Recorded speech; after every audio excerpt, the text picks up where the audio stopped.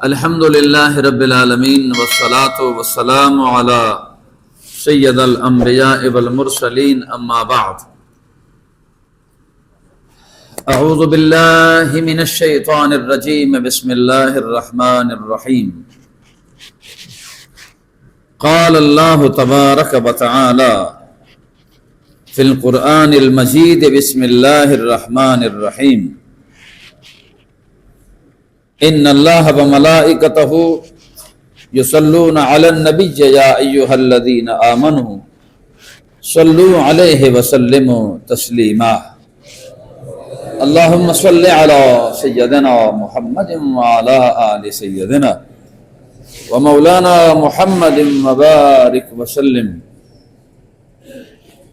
وقال اللہ تبارک وتعالی فی القرآن المجید بسم اللہ الرحمن الرحیم یا ایہا الذین آمنوا اتقوا اللہ، اے ایمان والو اللہ سے ڈرو، وقولوا قولا سدیدا، اور بات سیدھی کیا کرو، سچی کیا کرو، سچوں کی طرح زندگی گزارا کرو۔ اگر یہ عادتیں اور یہ خصلتیں تم اپناؤ گے تو پتہ ہے میں تمہیں کیا دوں گا، یا اللہ کیا عطا فرمائے گا۔ اللہ کریم فرماتے یصلح لکم اعمالکم، میں تمہارے اعمال سنوار دوں گا۔ احباب ذی وقار،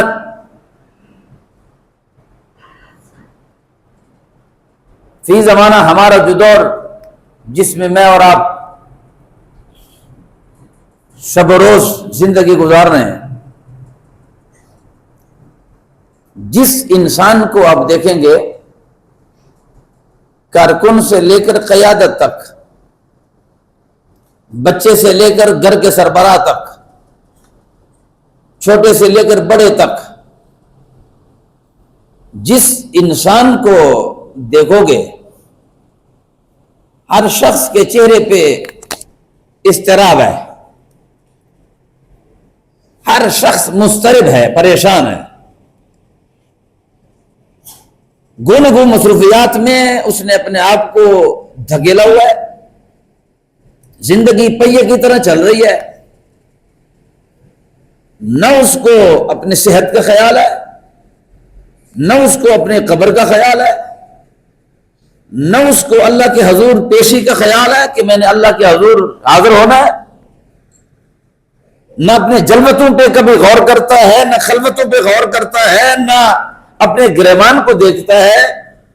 کسی بھی معاملے میں وہ بس ایک گمسم رہتا ہے، اور کبھی اگر اس کو موقع بھی ملتا ہے تو اس کی جو پوری زندگی ہے وہ جھوٹ پر مبنی ہے۔ بیوی سے وہ جھوٹ بولتا ہے، اولاد سے وہ جھوٹ بولتا ہے، اور وہی جو گھر کا سربراہ ہوتا ہے تو وہی عادتیں اولاد میں منتقل ہو جاتی ہے۔ تو جس کا باپ جھوٹ بولتا ہے تو بیٹا بھی جھوٹ بولتا ہے، اس کی بیوی بھی جھوٹ بولتی ہے۔ اور معذرت کے ساتھ ہم لوگوں نے چغلی کا نام گپ سپ رکھ لیا ہے، ہم نے گناہوں کے نام اپنے سے بدل دیے خود ہی۔ آئیے گپ شپ لگاتے ہیں، اور بیٹھتے ہیں ذرا گپ شپ لگاتے ہیں۔ گپ شپ کا معنی یہ ہوتا ہے کہ دو چار بندے معاشرے کے معززین کی پگڑیاں ذرا مل کے اچالتے ہیں، آئیے ذرا بیٹھتے ہیں، کسی کے آنگن میں ذرا جھانک کے دیکھتے ہیں، کسی کے جو پرسنل زندگی ہے اس پہ ذرا بحث کرتے ہیں کہ وہ کس طرح جی رہا ہے، وہ کس طرح زندگی گزارتا ہے۔ آئیے گپ شپ لگاتے ہیں، یہ ہماری زندگی ہے۔ اور یاد رکھنا، میں نے پچھلے جمعے ایک جملہ گزارش کیا تھا، میں وہاں سے شروع کرنا چاہوں گا۔ میں نے پچھلے جمعے ایک گزارش کی تھی کہ جھوٹ ایک لعنت ہے، اور جس انسان کی زندگی میں جھوٹ کا مرض داخل ہو جائے نا تو اس مرض میں پھر اس کو چس ملتا ہے، وہ بات کو پھر سوار کے پیش کرتا ہے۔ بات اتنی نہیں ہوتی جتنا پھر وہ سوار کے اس میں جھوٹ کی ملاوٹ پیش کر کے اس میں مزید لذت پیدا کرنے کے لیے وہ جملے اس میں ڈالتا ہے، بات اتنی نہیں ہوتی جتنے پھر وہ بنا دیتا ہے۔ میرے معاشرے میں جھوٹ بڑے تیزی کے ساتھ بولا جا رہا ہے، اور بڑے معذرت کے ساتھ مجھے ایک جملہ اور بھی کہنے دو، ہمارے معاشرے میں جھوٹ اتنی صفائی کے ساتھ بولا جاتا ہے کہ وہ سچ نظر آتا ہے۔ وہ بندہ جو جھوٹ بولتا ہے نا، اس کو اتنا تجربہ ہوتا ہے کہ وہ نبی کریم صلی اللہ تعالی علیہ وسلم کا فرمان مبارک ہے کہ میرے امت پر ایک ایسا دور آنے والا ہے، ابو داؤد شریف کی حدیث پاک ہے، صحیح ستہ کی حدیث پاک ہے، نبی مکرم صلی اللہ تعالی علیہ وسلم کا فرمان مبارک ہے کہ میرے امت پر ایک ایسا دور آنے والا ہے۔ وہ کون سا دور؟ حضور نے 3 مرتبہ فرمایا کہ میرے امت پر ایک ایسا خطرناک دور آنے والا ہے۔ صحابہ کرام چوکس ہو گئے، صحابہ کرام مزید ذرا آقا کریم کی طرف متوجہ ہوئے اور عرض گویا ہوئے۔ وہ عرض کرنے لگے، یا رسول اللہ، کون سا وقت خطرناک آنے والا ہے آپ کی امت پر؟ نبی کریم نے فرمایا کہ میرے امت پر ایک ایسا دور آنے والا ہے کہ میرے امت میں جو بندہ بات کرے گا نا، شروع کرے گا، ابھی بات شروع ہی کرے گا، سننے والا اس کی تمام آخر تک ساری بات کو سمجھ جائے گا۔ صحابہ کرام نے عرض کیا، یا رسول اللہ صلی اللہ تعالی وسلم، یہ کیا کس قسم کا دور ہوگا ابھی تک؟ یعنی وہ بندہ جب گفتگو شروع کرے گا تو گفتگو شروع کرنے کے ساتھ اگلی بات ساری بات وہ سمجھ جائے گا جس کو کہہ رہا ہوگا، تو یہ تو پھر وہ غیب کا علم جانتے ہوں گے اور وہ اللہ کے ولی ہوں گے۔ اللہ کے رسول نے فرمایا، نہیں، میرے اس دور میں منافقت اتنی بڑھ جائے گی، منافقت، لوگوں کے دل میں منافقت اتنی بڑھ جائے گی کہ وہ بندے کی ایک دوسرے کی منافقت کو پہچانے گے، منافقت کو۔ حضور نے فرمایا کہ لوگوں کے قول و فعل میں تضاد اتنا بڑھ جائے گا، تضاد، وہ کہیں گے کچھ، مقصد اس سے کچھ لیں گے، وہ کہیں گے کچھ، سننے والا مقصد کچھ لے گا۔ اور یہ رسول کریم نے فرمایا کہ یہ امت، میری امت پر وہ آخری دور ہوگا کہ جب لوگ جھوٹ بولیں گے۔ اور حضرت انس بن مالک روایت کرتے ہیں، نبی کریم صلی اللہ تعالی علیہ وسلم نے فرمایا کہ آپ جس دور میں ہم آپ کی تربیت کر رہے ہیں، یہ تو وہ پاکیزہ دور ہے کہ آپ کے اس خوبصورت دور میں تو جانور بھی جھوٹ نہیں بولتے، جانور بھی جھوٹ نہیں بولتے۔ حضرت انس بن مالک عرض کرنے لگے، یا رسول اللہ، جانور تو گفتگو نہیں کر سکتے، جانور تو کلام نہیں کر سکتے، جانور تو گفتگو نہیں کر سکتے، جانور تو ایک دوسرے کے ساتھ گفتگو کر ہی نہیں سکتے، تو پھر وہ جھوٹ کا مقصد کیا ہے کہ آپ کا اتنا پاکیزہ دور ہے کہ جس میں جانور بھی جھوٹ نہیں بولتے؟ تو حضور نبی کریم صلی اللہ تعالی علیہ وسلم فرماتے ہیں کہ میں ایک جگہ سے گزر رہا تھا، اور جب گزر رہا تھا تو ایک 2 بندے بیٹھے تھے، ایک جگہ سے میں گزر رہا تھا تو سامنے ایک 2 بندے بیٹھے تھے، تو انہوں نے ایک ہرن کو باندھا ہوا تھا، ایک ہرن باندھا ہوا تھا، اور وہ مجھ سے ملے، وہ دونوں بندے مجھ سے ملے اور گفتگو کرنے کے ساتھ ہی میں چل پڑا، اور ساتھ ہی اس ہرن نے مجھ پہ درود پڑھنا شروع کر دیا۔ اللہ کریم آپ کو اس سبحان اللہ کی برکت سے خدا آپ کے درجات بلند کرے، آپ کے صغیرہ کبیرہ گناہ خدا معاف فرما دے۔ یاد رکھنا، نبی کریم وہ کون سا امتی ہوتا ہے جو اپنے رسول کی شان کی بات سنے پھر کیا خیال ہے اس کا دل پھول کی، اس کا جو چہرہ ہے پھول کی طرح کھلتا ہے کہ نہیں؟ اس لیے کہ رسول کریم کا ذکر کس کو پسند نہیں، اور پھر وہ شان رسول کی بات ہو، وہ عظمت رسول کی بات ہو، تو انہوں نے جب اس ہرن نے رسول کریم پہ درود پڑھنا شروع کر دیا تو ساتھ کچھ اپنی زبان میں کچھ کہنے لگی۔ آقا کریم علیہ السلام رک گئے، اور توجہ سے اس ہرن کی ساری بات سنی. تو وہ جو دو روایتیں ہیں، ایک میں یہودی ہے ایک میں مسلمان ہے. اس بندے نے نبی کریم سے پوچھا کہ یہ جانور آپ سے کیا گفتگو کر رہا ہے، کیا کر رہی ہے؟ یہ تو لگتا ہے جیسے یہ کچھ کہہ رہی تھی اور لگ رہا تھا کہ یہ کچھ درد دل بیان کر رہی تھی، اور آپ اس طرح سر ہلا رہے تھے جیسے آپ ان کے درد کو سمجھ بھی رہے تھے. تو رسول کریم نے فرمایا تو آپ کا کیا خیال ہے؟ میں تو صرف انسانوں کا نبی ہوں، میں تو جنات کا بھی نبی ہوں، میں تو فرشتوں کا بھی نبی ہوں، میں انسانوں کا بھی نبی ہوں، میں شجر حجر کا بھی نبی ہوں، میں درختوں کا بھی نبی ہوں، اور میں جانوروں کا بھی نبی ہوں، اور میں جانوروں کی زبان کو بھی جانتا ہوں، میں تو پتھروں کی زبان کو بھی جانتا ہوں. تو اچھا تو یہ کیا کہہ رہی ہے؟ تو نبی کریم نے فرمایا کہ یہ مجھے کہہ رہی ہے کہ یہ بندہ شکاری ہے جس نے ہمیں پکڑ لیا، اور اس نے شکاریوں کا لباس بھی نہیں پہنا تھا، اس نے شکاریوں کا لباس بھی نہیں پہنا تھا، اور بغیر اپنے عام سے لباس میں اچانک مجھے پکڑ لیا. اور دراصل بات یہ ہے کہ میرے چھوٹے چھوٹے بچے ہیں، بھوک سے تڑپ رہے ہیں، تو اگر ان سے کہہ دو بے شک ہمیں مار دو، مگر اس وقت آپ میرے تنوں کو دیکھ لو، وہ دودھ سے پھٹ رہے ہیں.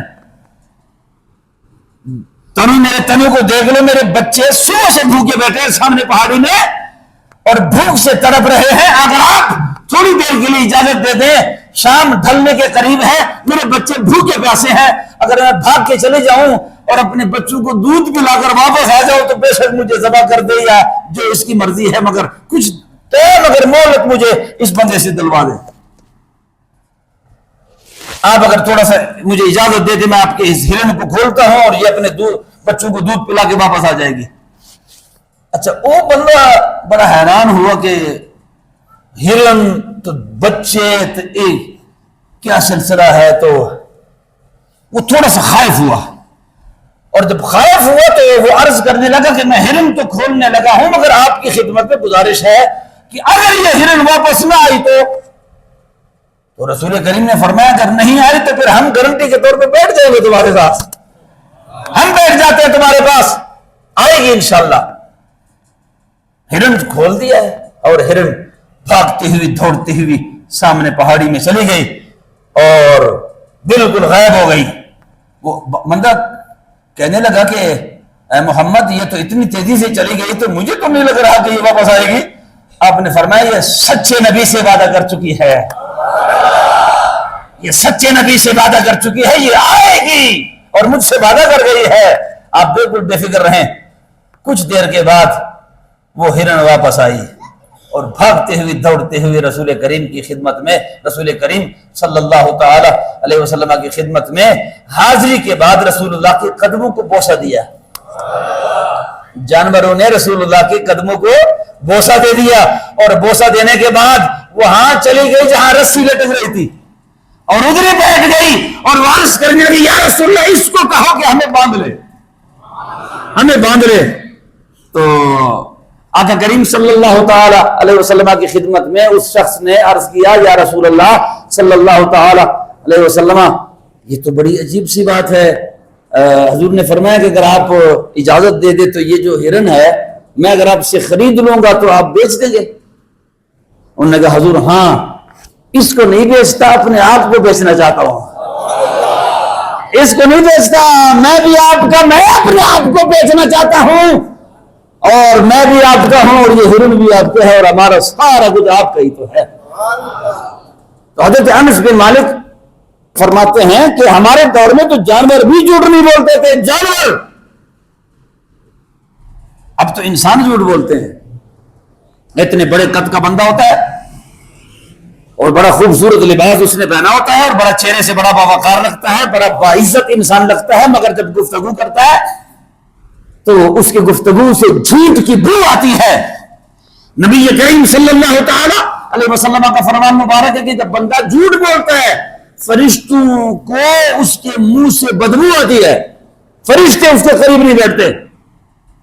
ہمارے معاشرے میں جھوٹ صرف بولا نہیں جاتا میرے محترم، جھوٹ دلیری سے بولا جاتا ہے، اور اتنی دلیری سے جھوٹ بولا جاتا ہے کہ سچ نظر آتا ہے.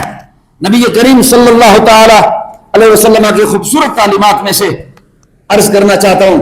نبی کریم کی خدمت میں ایک شخص آیا اور وہ عرض کرنے لگا یا رسول اللہ صلی اللہ تعالی علیہ وسلم گزارش یہ ہے میرا جی چاہتا ہے میں اسلام قبول کر لوں, جی میرا بڑا چاہتا ہے اسلام قبول کر لوں, جی چاہتا ہے آپ کا غلام ہو جاؤں, جی چاہتا ہے اسلام کی خوبصورت تعلیمات کو اپنا لوں, جی چاہتا ہے میں آپ کا بن جاؤں, جی چاہتا ہے اسلام پہ عمل کر لوں, مگر یا رسول اللہ میرے اندر 4 عیب موجود ہے, ان 4 عیبوں کی وجہ سے میں اسلام کو قبول نہیں کر سکتا. وہ 4 عیب جو میرے اندر موجود ہے نا, میں جب اپنے آپ کو دیکھتا ہوں نا تو پھر میں بڑا پریشان ہو جاتا ہوں کہ کاش اگر یہ 4 عیب میرے اندر نہ ہوتے تو میرے بہت سارے رشتہ دار نے بھی اسلام قبول کر لیا, میرے دوستوں نے بھی اسلام قبول کر لیا ہے اور میں بھی اسلام قبول کرنا چاہتا ہوں, مگر میرے اندر یہ 4 عیب ہے.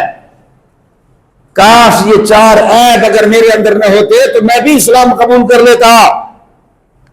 اور وہ 4 عیب اس قسم کے ہیں جو آپ کے اسلام میں اس کو بڑا برا دیکھا جاتا ہے.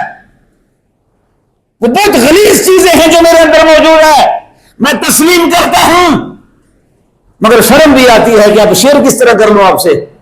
یار وہ تھے کافر مگر آنکھوں میں پھر بھی حیا تھی. انہوں نے کہا میرے اندر عیب موجود ہے مگر میں اگر اجازت ہو تو یہ جو آپ کے صحابہ بیٹھے ہیں تو ان کو اگر آپ تھوڑا سا آگے پیچھے کر لیں, میں تنہائی میں کو بات کرنا چاہتا ہوں آپ سے. رسول کریم نے تمام صحابہ کرام کو اشارہ فرمایا ادھر چلے جاؤ. اس بندے کو قریب بٹھایا اور قریب بٹھانے کے بعد رسول کریم نے فرمایا کہ ہمارے ساتھ دل کی بات شیئر کر لو جو تم کہنا چاہتے ہو. وہ عرض کرنے لگا یا رسول اللہ شرم آتی ہے کیا کروں. آقا کریم صلی اللہ تعالی علیہ وسلم نے اپنا ہاتھ مبارک اس کے سر پہ رکھ کے فرمایا گھبراؤ نہیں, شیئر کر لو, مت گھبراؤ, شیئر کر لو ہمارے ساتھ. اور وہ دھیمے لہجے میں آنکھوں کو جھکا ہوا سر ہے اور وہ عرض کرتا ہے یا رسول اللہ صلی اللہ تعالی علیہ وسلم پہلا عیب میرے اندر یہ ہے کہ میں شراب پیتا ہوں. اس بندے نے کہا میں شراب پیتا نہیں ہوں صرف بلکہ عادی ہوں شراب کا عادی ہوں, شراب پیتا ہوں, یہ میرے اندر بہت بڑا عیب ہے. دوسرا جو میرے اندر عیب ہے وہ یہ ہے کہ میں چوری کرتا ہوں, چوری کے بغیر میرا گزارا نہیں ہے, چوری بہت زیادہ کرتا ہوں, اس کے بغیر ہمارا نظام ہی نہیں چلتا. اور تیسری بات یہ ہے کہ توجہ فرماؤ, میرے اندر جو سب سے بڑا عیب ہے نا وہ یہ ہے کہ پھر رک گیا. حضور نے فرمایا بات کرو, حضور شرم آتی ہے, حیا آتی ہے, میں لبوں پہ وہ اتنا غلیظ کام ہے کہ میں لبوں پہ لا نہیں سکتا. رسول کریم نے پھر اس کے سر پہ ہاتھ رکھا, فرمایا بات کرو اللہ خیر فرما دے گا.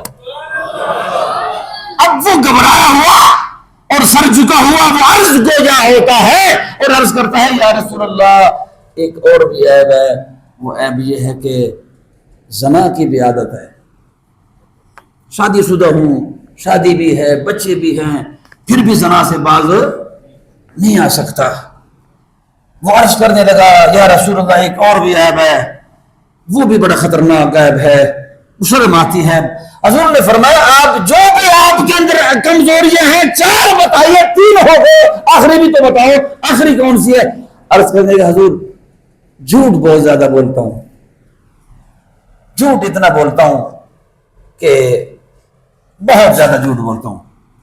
اب جی چاہتا ہے اسلام قبول کر لو مگر اتنے عیب اگر بندے میں موجود ہوں تو بندہ, چونکہ میرے جو سنگی ساتھی ہیں مسلمان وہ پہلے میرے ساتھ تھے مگر جب سے انہوں نے اسلام قبول کر لیا اب وہ جھوٹ بھی نہیں بولتے, ابھی وہ جھوٹ بھی نہیں بولتے, مسلمان ہو گئے. میں آپ کو کہہ رہا ہوں مسلمان ہو گئے, وہ جھوٹ نہیں بولتے اس لیے کہ مسلمان ہو گئے, جھوٹ نہیں بولتے اس لیے کہ مسلمان ہو گئے, زنا نہیں کرتے اس لیے کہ مسلمان ہو گئے, اور چوری بھی نہیں کرتے اس لیے کہ مسلمان ہو گئے, شراب نہیں پیتے اس لیے کہ مسلمان ہو گئے. میں آپ کو کہہ رہا ہوں اے مسلمان تو چوری بھی کرتا ہے, تو زنا بھی کرتا ہے, تو شراب جھوٹ بھی بولتا ہے اور نبی پاک کا کلمہ بھی پڑھتا ہے. سجدہ خالق کو بھی اور ابلیس سے یارانہ بھی.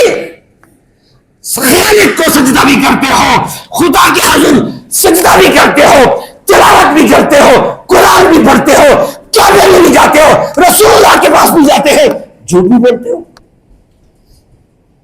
سجدہ خالق کو بھی اور ابلیس سے یارانہ بھی.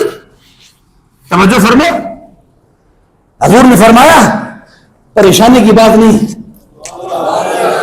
وہ رسول اللہ جو جب رسول اللہ کا ہاتھ ان کے سر پہ آ گیا تو ان کی تقدیر تو بدل گئی, ان کی تقدیر بدل گئی. رسول کریم نے فرمایا پریشان نہ ہو, 4 آیت بتائے نا تو نے, ایک سودا کر لو ہمارے ساتھ, اللہ کرم کر دے گا. وہ تسلی دینے والا اسے تسلی نہیں دے رہا, وہ جنتوں کا بھی مالک ہے, وہ مالک جنت ہے. ہمیں پریشان نہ ہو, 4 میں سے ایک کام کر لو, ایک سودا کر لو میرے ساتھ, 4 میں سے ایک چھوڑ دو, باقی اللہ خیر کر دے گا. 4 میں سے ایک چھوڑ دو, باقی اللہ خیر کر دے گا. وہ عرض کرنے کہ یا رسول اللہ پھر اس طرح کرتے ہیں کہ 4 میں سے اگر ایک آپ مجھ سے چھوڑوانا چاہتے ہیں نا تو پھر 4 میں سے اس ایک کا بھی انتخاب آپ ہی کر لیں. مجھے منظور ہے, 4 میں سے ایک چھوڑنا چاہتا ہوں مگر 4 میں سے اس ایک کا انتخاب بھی آپ فرما دے, کون سا چھوڑ دوں؟ حضور نے فرمایا جھوٹ چھوڑ دو, جھوٹ چھوڑ دو. تو صحابہ کرام ایک دوسرے کو اشارہ کرنے لگے کہ جھوٹ اگر یہ چھوڑ دے گا, یہ تو زنا بھی کرتا ہے, یہ تو شراب بھی پیتا ہے, ہاں اس کے اندر تو جو عیب اس نے بتا دی ہے وہ تو سارے اندر موجود ہے. اگر ایک جھوٹ بولنے سے جھوٹ اگر چھوڑ دے گا تو زنا تو کرے گا, شراب تو پیے گا. مگر حضور نے فرمایا ایک چھوڑ دو, باقی اللہ خیر کر دے گا. حضور کون سا فرمایا؟ جھوٹ چھوڑ دو. جھوٹ فرمایا حضور وعدہ ہو گیا, کلمہ پڑھ لو. رسول کریم کے ہاتھ پہ اس نے کلمہ پڑھا, مسلمان ہوا, اور وہ عرض کرنے لگا یا رسول اللہ میرا وعدہ ہے کہ انشاءاللہ میں وعدہ کر کے جا رہا ہوں کبھی بھی جھوٹ نہیں بولوں گا, اسی طرح رہوں گا جیسے باقی مسلمان رہتے ہیں. باقی مسلمان جیسے رہتے ہیں اس طرح میں بھی رہوں گا. وہ چلا گیا. شام ڈھلی, بیوی اس کے پاس شراب کی بوتل لے کر آئی. جب شراب کی بوتل سامنے رکھی, دل میں خیال آیا کہ کل رسول کریم کی بارگاہ میں جاؤں گا, منہ سے اسمیل آئے گی. رسول اللہ کا کلمہ پڑھ لیا. اتنا مقدس نام رسول کریم کا, اتنا مقدس نام ہے, اتنا پاکیزہ نام ہے کہ جب تک ہونٹ ایک دوسرے کو بوسہ نہ دے اس وقت تک وہ نام ادا نہیں ہوتا. اتنا پاکیزہ نام ہے, اتنا اعلیٰ نام ہے, اتنا خوبصورت نام ہے. تو جس نام پہ لا الہ الا اللہ محمد رسول اللہ پڑھوں گا اور شراب کا گھونٹ پیوں گا, مجھے شرم آنی چاہیے. بوتل کو لات مار دی اور کہا رسول کریم کا نام بھی لوں اور شراب بھی پیوں. یہ نہیں ہو سکتا, یہ کبھی نہیں ہو سکتا کہ شراب بھی پیتا رہوں اور نام رسول پہ لبوں پہ آئے. بوتل کو لات مار دی. اور کل جاؤں گا تو رسول کریم کی مجلس میں کس طرح بیٹھوں گا. کچھ دیر کے بعد خیال آیا, جس کو ٹائم دیا تھا رات کو ادھر بھی تو جانا ہے. وہ جو زنا کا لفظ میں نے استعمال کیا, وہاں چلے گئے. دروازہ کھٹکھٹایا. اس خاتون نے سب سے پہلا سوال کیا کہ میں نے سنا ہے آپ مسلمان ہو گئے. میں نے سنا ہے آپ مسلمان ہو گئے. جی بالکل میں تو مسلمان ہو گیا ہوں. جب اس خاتون پر نظر پڑی, جو خاتون پر نظر پڑی, ایمان تو آ چکا تھا. جب خاتون پہ نظر پڑی, سامنے اپنی ماں نظر آئی, تصورات میں سامنے اپنی بیٹی نظر آئی. جب ماں بھی نظر آئی, بیٹی بھی نظر آئی, آنکھیں جھک گئی. فرمایا یہ ہے تو خاتون, مگر اس کے چہرے میں تو مجھے اپنی ماں نظر آئی. اپنی بیٹی نظر آئی، اور کل جب رسول اللہ کی بارگاہ میں جاؤں گا زنا کر کے جاؤں گا، تو اس پلیتی کے عالم میں جس مجلس میں فرشتے بھی اجازت کے بغیر نہیں بیٹھ سکتے، اس پاکیزہ مجلس میں، اس پاکیزہ اور خوبصورت مبارک مجلس میں میں کیسے جاؤں گا؟ لہذا اس خاتون کو بھی سلام کر کے کہا آج سے تم بھی میری بیٹی بن گئے ہو۔ آگے نکلے، سامان پڑا ہوا تھا، کوئی نہیں تھا، اور چوری کا ارادہ بن گیا، زنا بھی گیا ہے جی، اور شراب بھی گیا۔ ابھی آگے چوری کا جب آیا سلسلہ، سامنے سامان پڑا ہوا تھا، کوئی پوچھنے والا نہیں تھا، مگر دل میں خیال آیا کہ اب اگر اٹھاؤں گا کوئی مجھے دیکھ تو نہیں رہا، مگر جب کل تفتیش ہوگی، جب کل پوچھیں گے، اور ہو سکتا ہے مجھ سے بھی کوئی پوچھ لے، تو میں اگر کہوں گا کہ میں نے چوری کی ہے تو پھر بے عزت ہو جاؤں گا۔ لہذا چوری سے بھی گیا، زنا سے بھی گیا، شراب سے بھی گیا، اور جھوٹ سے بھی گیا۔ نبی اگلی شام جب سورج ڈھلنے کے قریب تھا، عصر کی نماز کا وقت تھا، رسول کریم کی خدمت میں جب وہ شخص آیا، وہ سارے صحابہ کرام رسول کریم سے گفتگو کر رہے تھے، اور وہ سیدھا ٹکٹکی باندھ کے رسول اللہ کے چہرے کو دیکھ رہا تھا۔ کسی نے کہا آپ کلام نہیں کرتے، آپ گفتگو نہیں کرتے، سارے گفتگو کر رہے ہیں اور آپ سیدھا سیدھا رسول اللہ کی طرف دیکھ رہے ہیں۔ فرمایا میں رسول اللہ کو نہیں دیکھ رہا، میں رسول کریم کے کمالات کو دیکھ رہا ہوں۔ کل صرف جھوٹ چھڑوایا تھا، آج مغرب ڈلنے سے پہلے ہم نے زنا بھی چھوڑ دیا، ہم نے شراب بھی چھوڑ دیا، ہم نے چوری بھی چھوڑ دیے، اور جھوٹ تو پہلے چھوڑ دیا تھا۔ میرے محترم، جھوٹ ایک لعنت ہے، جھوٹ بے حیائی کا نام ہے، جھوٹ بے پردگی کا نام ہے، جھوٹ انسان کو قید کر دیتا ہے، اور سچ انسان کو آزاد کر دیتا ہے۔ رب ذوالجلال کے حضور دعا کروں گا، رب ذوالجلال ہم سب کو سچائی کے ساتھ زندگی بسر کرنے کی توفیق عطا فرمائے۔